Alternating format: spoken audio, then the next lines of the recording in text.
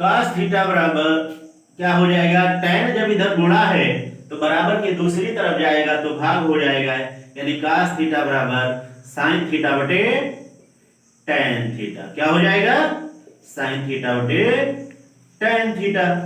अब ध्यान दीजिए, ये एक सूत्र के आपके तीन सूत्र बन गए, फिर आप इन तीन सूत्र के एक सूत्र के तीन सूत्र बना लीजिए, तो आपका क्या हो जाएगा, cot theta into sin theta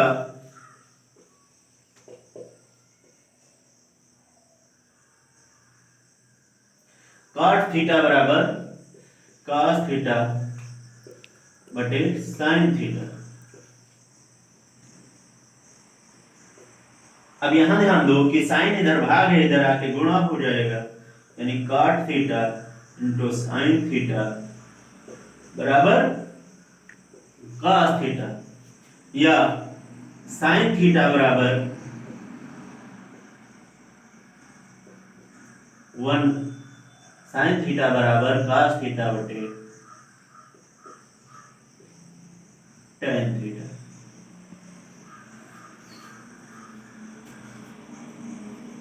अब इसके बाद हम आपको बताने जा रहे हैं कि आप मान कैसे निकालेंगे। कितने बजे बेटा, कोण का मान निकालने के लिए सरणी, कोण ए, यानी ये आपको कोण दिखा रहा है 0 अंश, 30 अंश, 45 अंश, 60 अंश और 90 अंश। इसे निकालने का बड़ा आसान ही तरीका है। अगर आप एक बार ध्यान दे चले जाते हैं तो केवल एक लाइन निकालेंगे, बाकी सब आपको वैसे ही याद आ जाएगा और याद हो भी जाएगा। तो आप यहां ध्यान दीजिए कि सबसे पहले आपको केवल एक पॉइंट याद रखना है कि आप रूट लगाएंगे और रूट के अंदर जो मान दिया है उसे रूट लगा के 0 से शुरू होकर 0, 1, 2, 3, 4 ऐसे 4 तक ले जाएंगे और हर मान में रूट के अंदर 4 से भाग दे देंगे, यानी 4 बटे में सब में रहेगा और ऊपर अंश में यानी डिनोमिनेटर में आपका 1 रहेगा, 2 रहेगा, ऐसे 3 रहेगा, 4 रहेगा। तो पहले 0 अंश है तो हम क्या लिख दिए, रूट 0/4।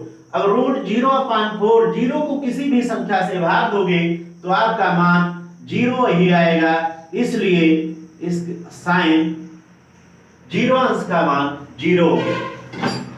साइन 30 अंश का मान आपको बताया गया कि क्रम से 1-1 बढ़ाते जाएंगे और बटे में 4 रखेंगे। अब 1 का वर्गमूल 1 होता है और 4 का वर्गमूल 2 होता है, इसलिए साइन 30 अंश बराबर 1/2 हो गया है। 45 अंश, अब यहां ध्यान दीजिए बेटा, जब आपको बताया गया कि 1-1 आप बढ़ाते जाएंगे तो यहाँ 0 था, यहाँ 1 था, तो यहाँ 2/4 हो जाएगा। अब 2 से इसे काटेंगे, 2 1 जा 2 और 2 2 जा 4, क्या लिखेंगे, रूट 1/2। ध्यान दीजिए, जब रूट 1/2 है तो 1 का वर्गमूल तो 1 होता है, लेकिन 2 का वर्गमूल वैसे रहने देंगे और आपका सूत्र बन गया 1/√2।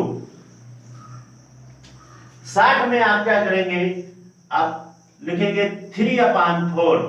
अब 3 का तो आपका वर्गमूल निकलता नहीं, वैसे वो दशमलव में आएगा, लेकिन यहाँ पूर्ण संख्या में ही लिखना है, रूट के अंदर ही लिख देना है, इसलिए रूट 3 और 4 का वर्गमूल 2 होता है, इसलिए रूट 3/2, यानी 60 अंश का साइन 60 अंश का मान आया रूट 3/2।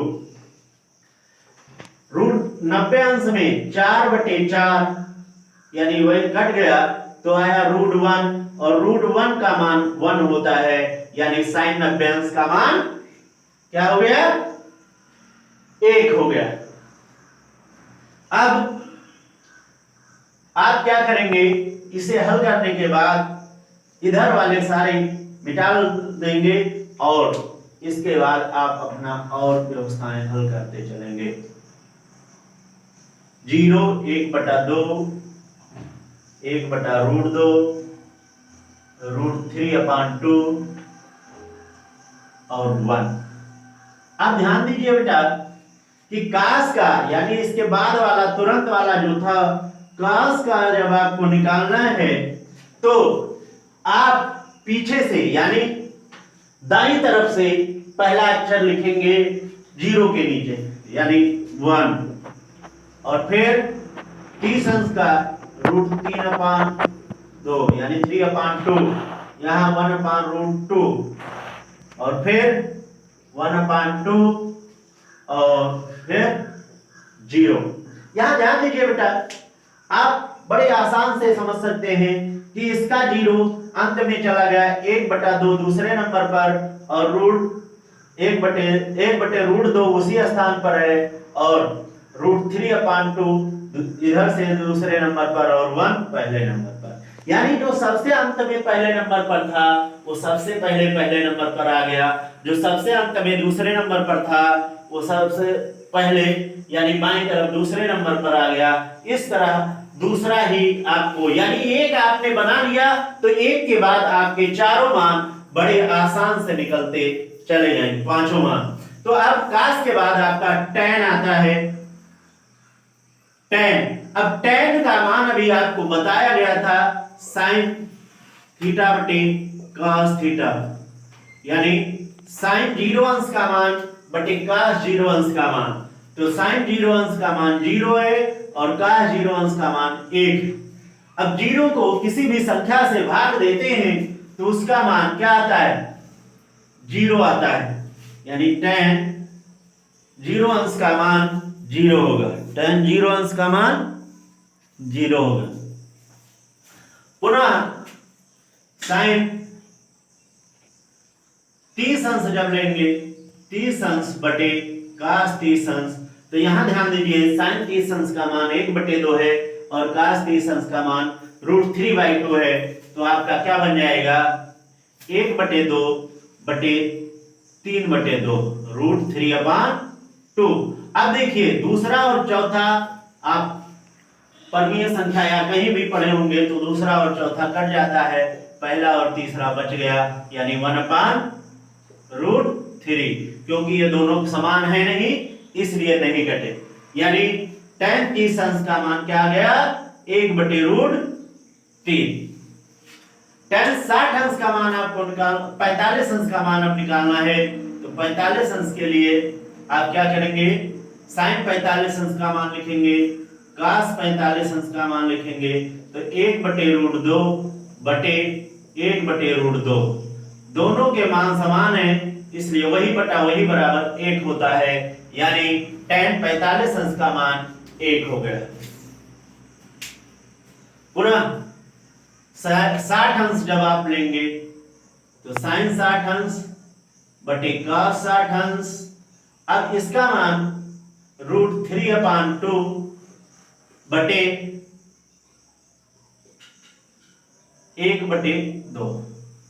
अब यहां ध्यान दीजिए कि दूसरा और चौथा समान है इसलिए आपका 2 और 2 कट गया, √3/1 बचा और 1 लिखा नहीं जाता इसलिए tan 60 अंश का मान √3 हो गया।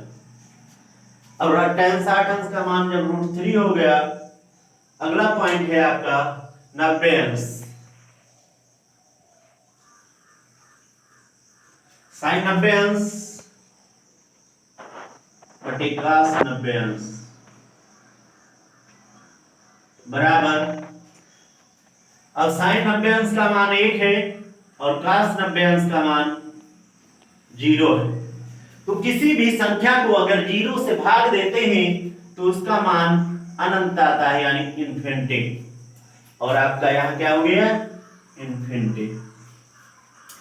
ध्यान दीजिए कि अब जो काम आपने पहली बार दूसरे वाले में किया था वही काट में करेंगे, यानी काट बराबर, तो काट 0 अंश का मान इन्फिनिटी और 30 अंश का मान √3, 45 का 1, 60 का 1/√3 और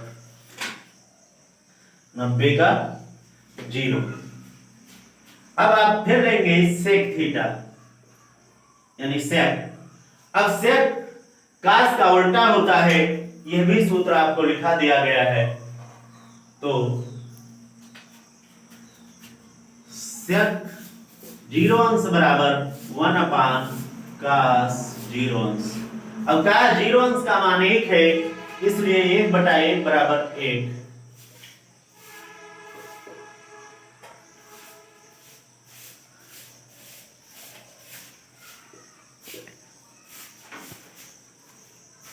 ध्यान दीजिए, फिर 30 अंश लेंगे तो काश 30 अंश का मान होता है √3/2। तो काश 30 अंश का मान 1/√3/2, यानी आपका आगे 2 तीसरे नंबर पर है, पहले नंबर पर चला जाएगा, यानी 2/√3। 2/√3। फिर आप देखेंगे कि काश 45 sec 45 अंश का मान, तो यहां आप लिख देंगे 1/क्या लिखेंगे, 45 अंश का मान 1/√2। अब √2 तीसरे नंबर पर है, 1 और √2 का गुणा √2 हो जाएगा, यानी sec 45 अंश का मान √2 हो गया। यहां आप लिख देंगे √2। कासेक sec 60 अंश का मान, तो इसका उल्टा हो जाएगा, यानी आपका 2 हो जाएगा। और काश 1/0, यानी आपका क्या हो जाएगा, इनफाइनाइट हो जाएगा। पुनः आप कासेक के लिए वही नियम लागू करेंगे जो आप एक के बाद एक लागू करते हैं। इनफाइनाइट 2 √2, 2/√3 और फिर आपका 1।